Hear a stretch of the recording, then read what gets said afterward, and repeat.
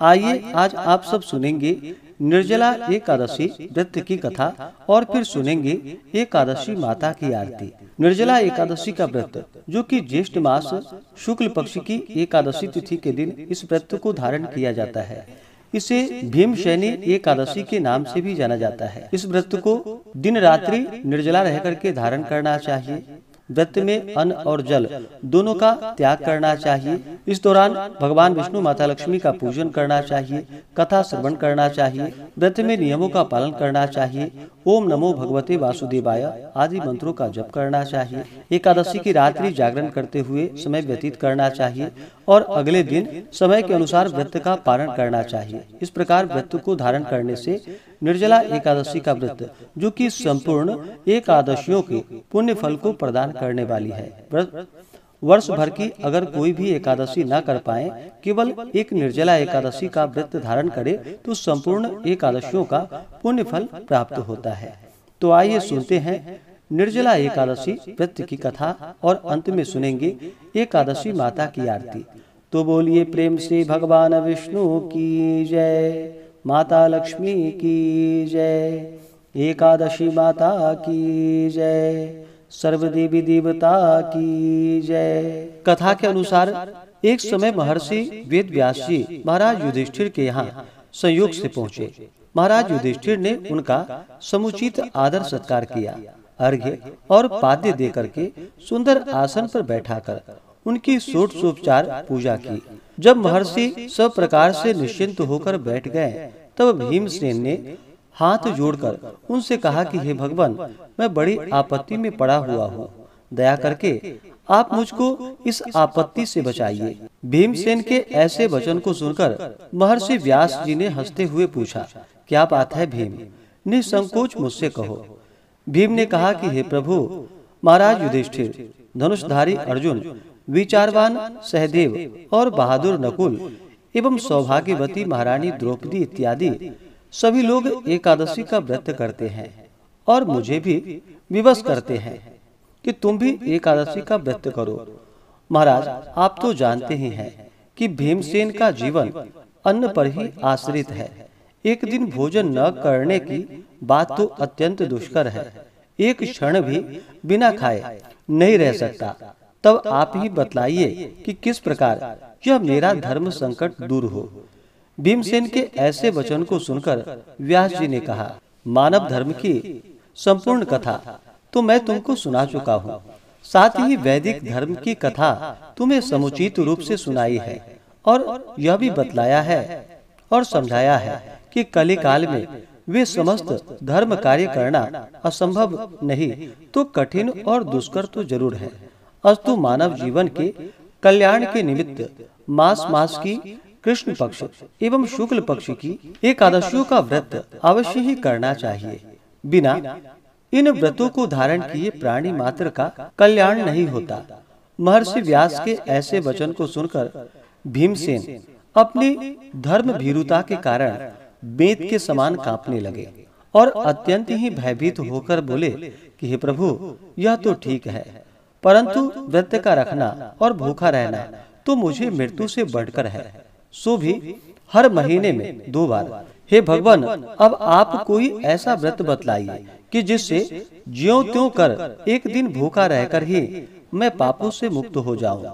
भीमसेन के ऐसे वचन को सुनकर महर्षि व्यास जी ने कहा कि अच्छी बात है, मैं तुम्हें व्रत बतलाता हूँ, उसको करो। इस एक ही व्रत का पुण्य फल मास मास की समस्त एकादशियों से बढ़कर होगा।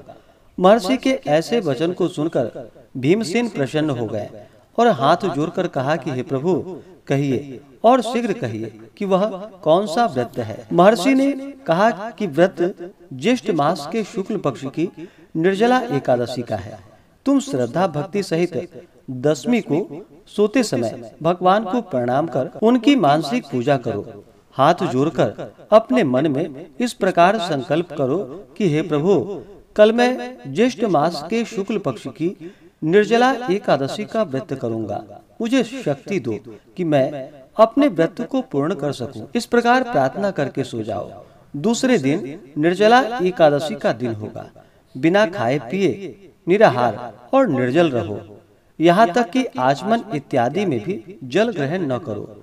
इस व्रत के प्रभाव से स्त्री हो अथवा पुरुष सभी के मंदराचल जैसे भीषण और महान पाप भी अवश्य ही नष्ट हो जाते हैं। इस व्रत में गोदान का बड़ा महत्व है, अर्थात गोदान अवश्य करना चाहिए।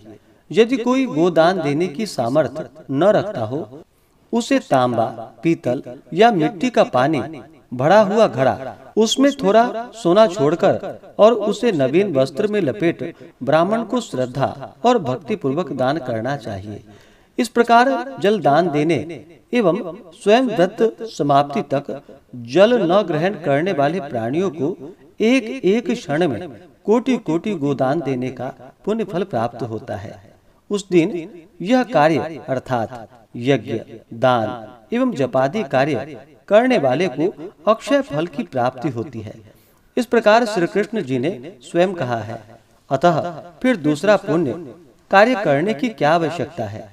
विष्णु लोक की प्राप्ति इसी निर्जला व्रत के ही द्वारा हो सकती है। इस दिन फलाहार करना चाहिए। अन्न खाने वाले की अनेकों प्रकार की दुर्दशाएं होती है और वे चांडाल स्वरूप समझे जाते हैं। इस व्रत के प्रभाव से चोर, गुरुद्वेषी एवं हर प्रकार के पापियों का उद्धार हो जाता है। श्रद्धालु स्त्री एवं पुरुषों के विशेष कर्तव्य हैं। शेष शैया पर स्थित श्री विष्णु भगवान की भक्ति पूर्वक पूजा एवं धेनु दान तथा ब्राह्मणों को मिष्ठान का भोजन कराकर दक्षिणा देकर संतुष्ट करना चाहिए।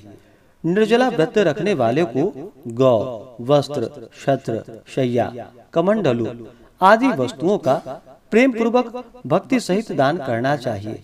उपाहन दान करने से स्वर्ग गमन में हेतु स्वर्ण भूषित रथ प्राप्त होता है और जो इसको भक्ति पूर्वक श्रवण करते हैं तथा कीर्तन इत्यादि करके रात्रि जागरण करते हैं, वे मनुष्य बिना विघ्न स्वर्ग प्राप्त करते हैं।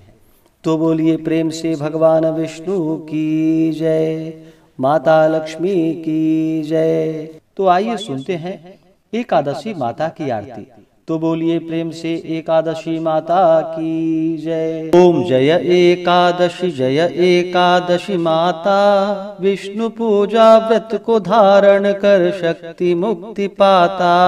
ओम जय एकादशी माता, विष्णु पूजा व्रत को धारण कर शक्ति मुक्ति पाता।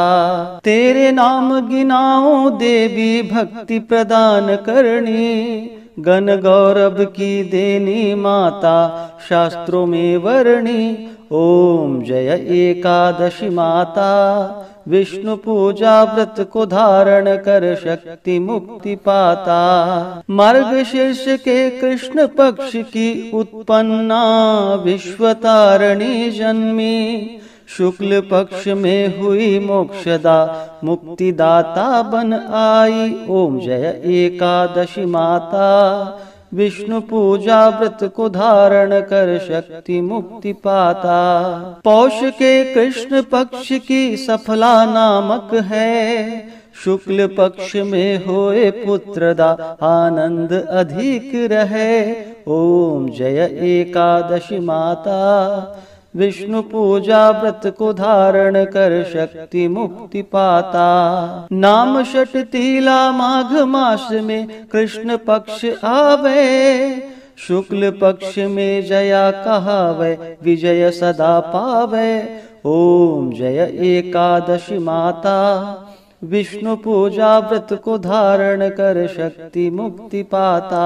विजया फाल्गुन कृष्ण पक्ष में शुक्ला आमल की, पाप मोचिनी कृष्ण पक्ष में चैत्र महाबली की। ओम जय एकादशी माता, विष्णु पूजा व्रत को धारण कर शक्ति मुक्ति पाता। चैत्र शुक्ल में नाम कामदा धन देने वाली, नाम वरुथिनी कृष्ण पक्ष में वैशाख माह वाली। ओम जय एकादशी माता, विष्णु पूजा व्रत को धारण कर शक्ति मुक्ति पाता। शुक्ल पक्ष में होए मोहिनी अपराज्येष्ठ कृष्ण पक्षी, नाम निर्जला सब सुख करणी शुक्ल पक्ष रखी। ओम जय एकादशी माता विष्णु पूजा व्रत को धारण कर शक्ति मुक्ति पाता। योगिनी नाम आषाढ़ माह में जानो कृष्ण पक्ष करणी।